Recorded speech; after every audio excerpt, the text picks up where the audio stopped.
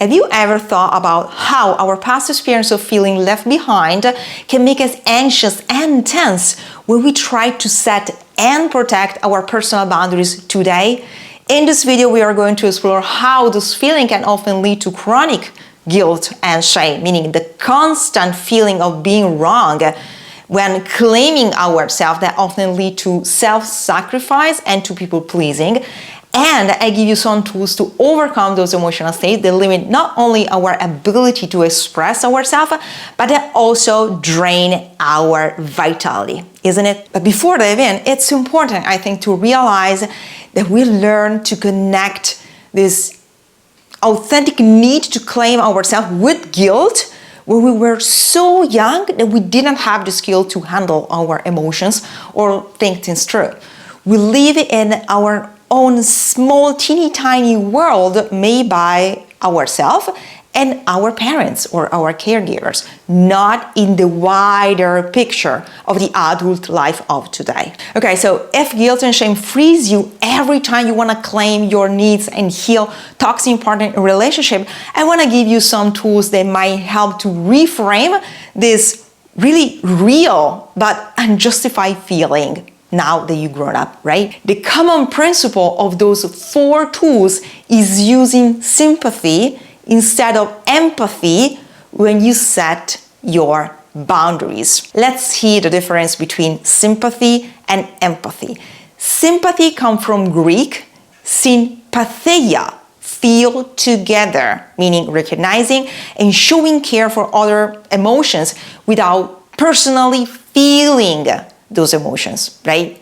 Empathy, it's from Greek also, and pathos, feel inside, meaning understanding and sharing other person's emotion, putting ourselves in other people's shoes and feeling in their emotional experiences. In other words, using sympathy instead of empathy is about acknowledging someone's feeling without necessarily sharing or experiencing those feelings as our own feelings. So here's some inspiration to use sympathy in setting healthy personal boundaries. Number 1, listen carefully. Generally, pay close attention to what the other person is saying and how she or he responds. Be interested in their thoughts and feeling and let them know that you get how they feel, even if you don't feel the same way. Say something like, I see that you are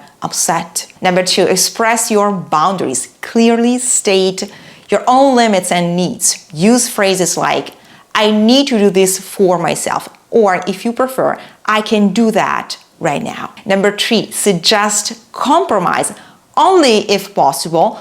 Purpose idea that could work for both of you. Sure, you are willing to find a middle ground. Again, be careful with this, making sure you can flex your boundaries to meet the other person's need. And number 4, acknowledge the impact. Say that you are aware that your boundaries disappoint them, but emphasize that you are doing what you need to keep your energy vital and maintain your friendship. In summary, using sympathy while setting boundaries involve actively listening, understanding the other person's feeling without experiencing others' feeling as you are feeling, expressing your limits clearly, and showing kindness throughout the entire conversation. Mind that those tools cannot be applied in isolation. Instead, they become achievable only when we embark on the necessary work of understanding our past experiences,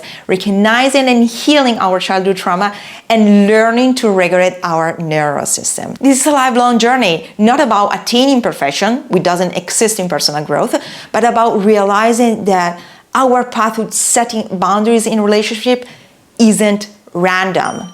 Instead, it's a byproduct of what we understand about ourselves and the world. So now that you know what to do and how to approach healthy boundaries to overcome chronic guilt and shame, you can build your confidence and clarity by avoiding those 5 critical mistakes when setting healthy boundaries that you find in this video. So make sure to check this video out. Thank you so much for being with me again, and see you next week.